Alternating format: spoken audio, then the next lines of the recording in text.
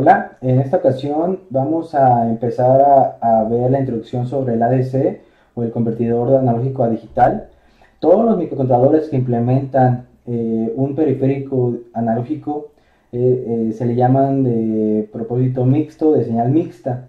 En este caso el MCP, la sigla del MCP indica procesador de señal mixta, indica que tanto puede manejar señales digitales como señales analógicas.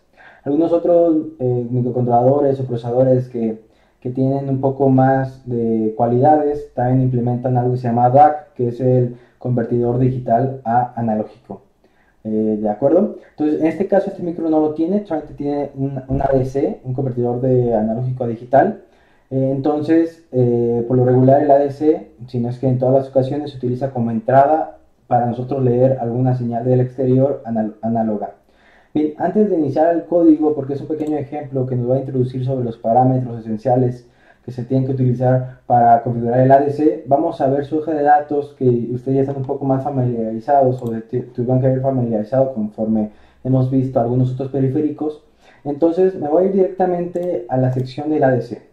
Como saben, la hoja de datos involucra algunos o nos indica algunos parámetros eléctricos que se tienen que considerar para nosotros hacer un mejor uso, una mejor implementación de nuestro código y algunas consideraciones que no siempre se tienen en cuenta.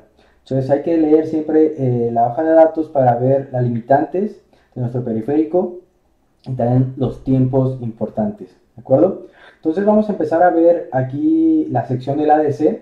Este ADC que implementa el microcontrolador MCP430G2553 es de 10 bits.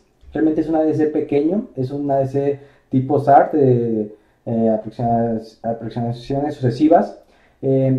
La ventaja de un ADC tipo SAR, SAR, implica que puede ser o tiene una precisión pues medianamente aceptable. Un SAR común es de 8, 10, 12, 14 bits, creo que ya en la actualidad ya hay hasta 16 bits con una frecuencia de muestreo aceptable, hasta llega a haber hasta en el orden de los megahertz. Entonces este micro, pues como es un micro de bajo consumo, no pueden implementarle en hardware pues algo tan grande, ¿no? tan potente que pueda consumir mucha energía y por lo tanto ya carezca de sentido el que sea de bajo consumo. Bien, entonces este ADC de 10 bits y su frecuencia máxima de muestreo es de 200 kHz aproximadamente. Bien, entonces en la hoja de datos nos indica el voltaje de alimentación máximo, que es de 3.6 volts. Este ADC puede tener o se puede configurar voltaje de referencia interno, voltaje de referencia externo y voltaje de alimentación del microcontrolador. Son tres tipos de alimentaciones que se le puede configurar a este ADC con este microcontrolador. En este caso nosotros vamos a utilizar en este primer ejemplo lo que sería el voltaje con el que está alimentando el microcontrolador.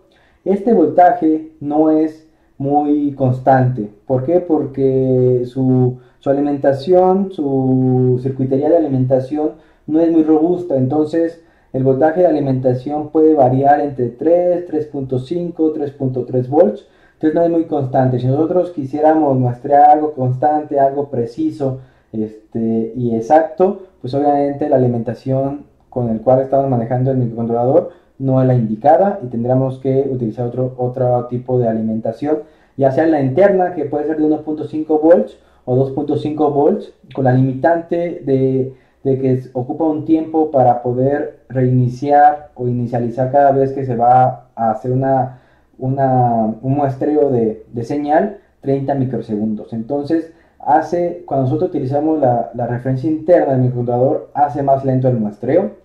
Y también podemos utilizar una referencia externa. Esta referencia externa obviamente va a ser más precisa, más exacta, pero también hay una restricción ahí de 2 microsegundos más en el muestreo y sampleo muestreo y conversión, ¿de acuerdo?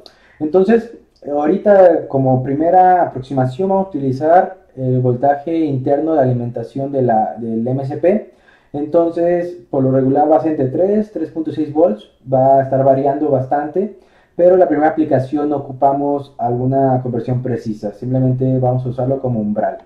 Bien, otro punto aquí importante es estos dos puntos, CI y RI. La circuitería interna del ADC, aquí va a pasar un poquito a la guía del usuario. La guía del usuario en la sección del ADC, en la operación. Por aquí hay una grafiquita que nos permite detectar esto un poquito más, entender un poco más lo que lo voy a hablar enseguida. ¿Okay? Entonces me regreso a la hoja de datos. En la hoja de datos, CI y RI son una capacitancia y una resistencia que tiene internamente la circuitería que va a hacer muestreo y conversión de nuestro ADC.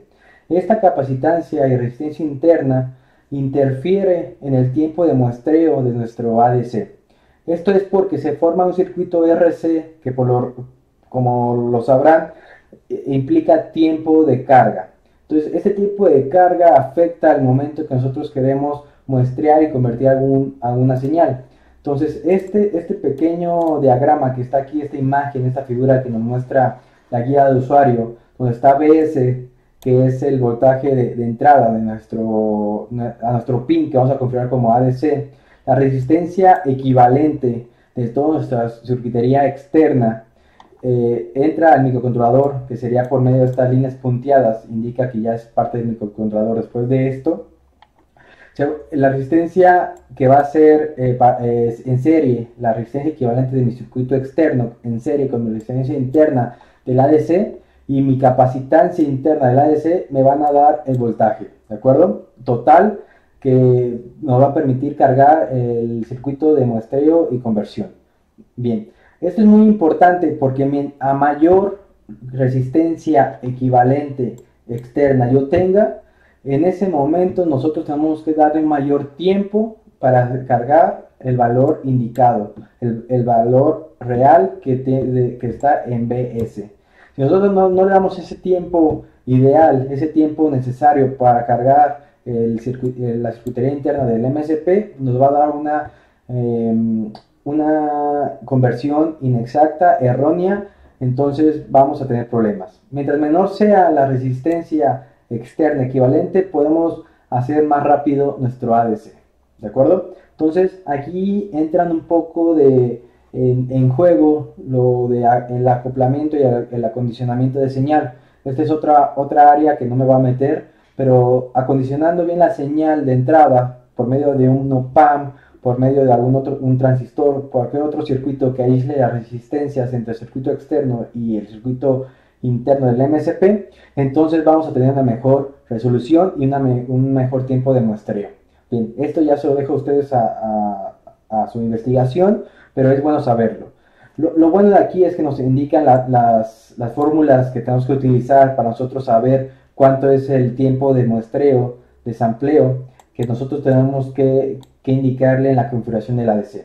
Ahorita ya cuando metamos al código vamos a ver un poco de nuevo esta fórmula y vamos a ver cuál es el tiempo de muestreo necesario para el circuito que yo he creado, particularmente el circuito que yo he implementado para esta aplicación. Si yo utilizara otras resistencias, si yo utilizara otras cosas, cambiaría totalmente mi configuración de sampleo y tenemos que recalcularla. Perfecto, entonces es un punto muy importante porque yo creo que casi nadie, o de los que yo he conocido que han utilizado ADCs, no se preocupan mucho por estas dos, RI y CI. Cualquier circuito que implemente un ADC tipo SAR, de aproximaciones sucesivas, implica capacitores, implica resistencias internas, entonces implica conocer estos dos parámetros. Con estos parámetros les aseguro que su aplicación va a mejorar bastante. Muy bien, entonces seguimos con la hoja de datos. Algunas otras consideraciones de energía. No me voy a meter mucho a las consideraciones de energía porque yo realmente lo estoy alimentando por medio de una fuente constante, no estoy alimentando mi microcontrolador por medio de una batería o algo limitante, entonces realmente no me interesa. Ahorita yo medí el tiempo de mi batería de vida o mi potencia utilizada. Entonces estos parámetros de miliamperes yo los voy a omitir, ahorita no me voy a meter a esto. Igual en una aplicación posterior podemos implementar algo de esto con una batería y ver el tiempo de descarga y ver cómo interfiere el buen uso del ADC y de todos los demás periféricos de mi aplicación. Muy bien. Después de esto, les indicaba que existe voltaje de referencia externo, donde también implica una capacitancia, obviamente, el tiempo para nosotros prender la referencia. En este caso aquí implica la referencia externa y la interna.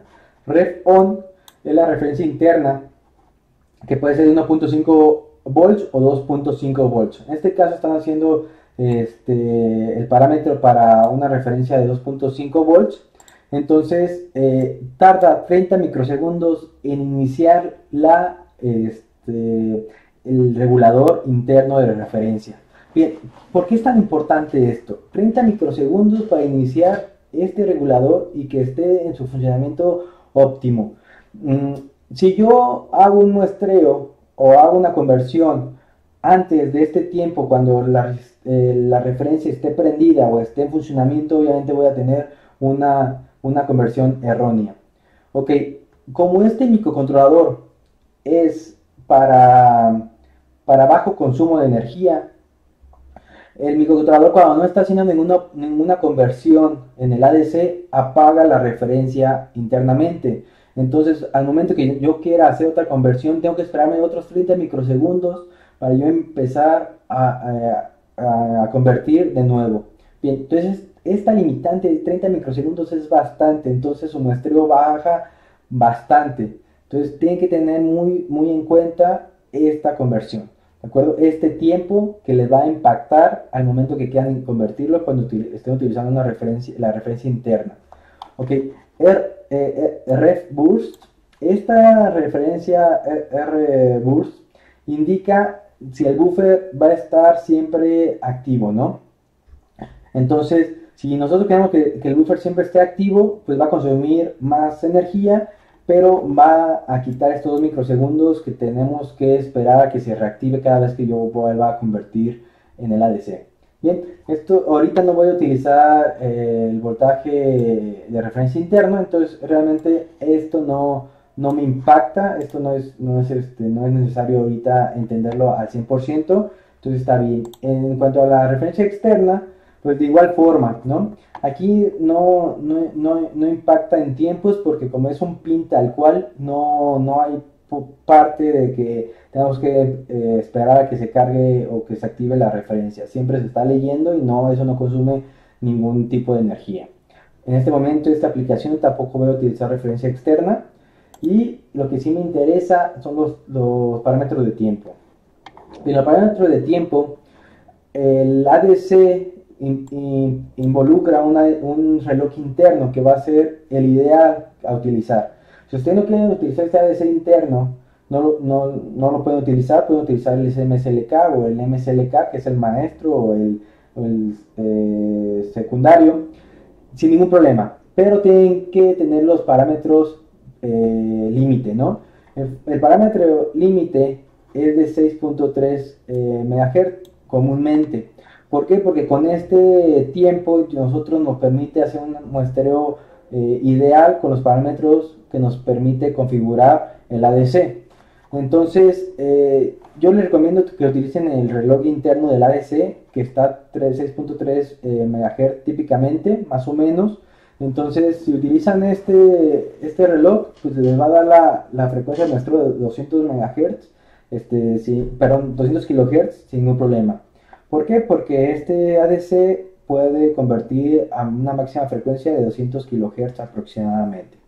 Bien, el tiempo de conversión es otro punto importante, otro tiempo importante que ustedes tienen que considerar. Son 13 ciclos de mi reloj, ¿de acuerdo? Entonces, esto se hace un cálculo y se puede obtener el tiempo que nos va a tardar en convertir, más el tiempo de muestreo que les acabo de indicar con la fórmula de muestreo. Con esta fórmula, este es un tiempo, el tiempo de conversión es otro tiempo, y si nosotros prendemos y apagamos el ADC, le agregamos este pequeño tiempo.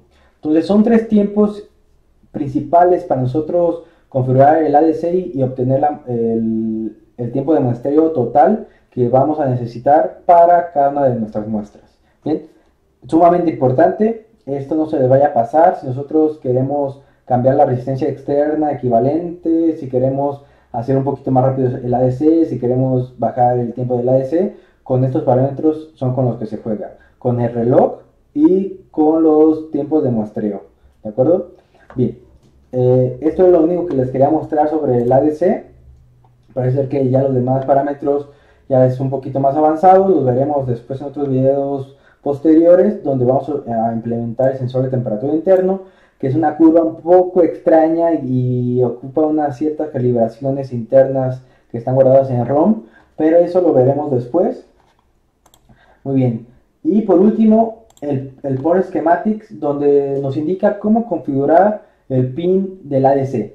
Este ADC tiene 8 pines que podemos nosotros configurarlos como ADCs, como entrada de ADC, que es en el puerto 1, del P10 al P17, nosotros podemos configurar cada uno de esos pines como entrada del ADC. Ok, entonces voy a irme a un ejemplo sencillo, el P10.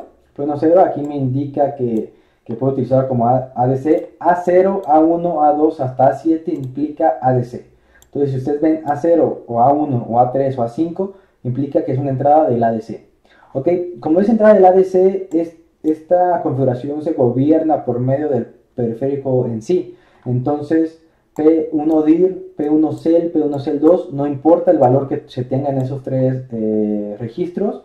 El único registro que es interesante y es importante cambiar es el ADC10AE, ¿de acuerdo? Que es A de la entrada y E de enable, ¿no? Entonces, de igual forma como el puerto se hace la misma configuración, el bit 0 implica A0, el bit 1 implica A1 y el bit 7 implica A7, ¿de acuerdo? Entonces, aquí rápidamente voy a ver el puerto P10, P11 es el A1, P12 es el A2 y así sucesivamente hasta P17. Entonces vamos a ponerlo hasta acá. P17 es A7, ¿de acuerdo? Y es la misma configuración, el único que nos interesa configurar es el ADC10AE.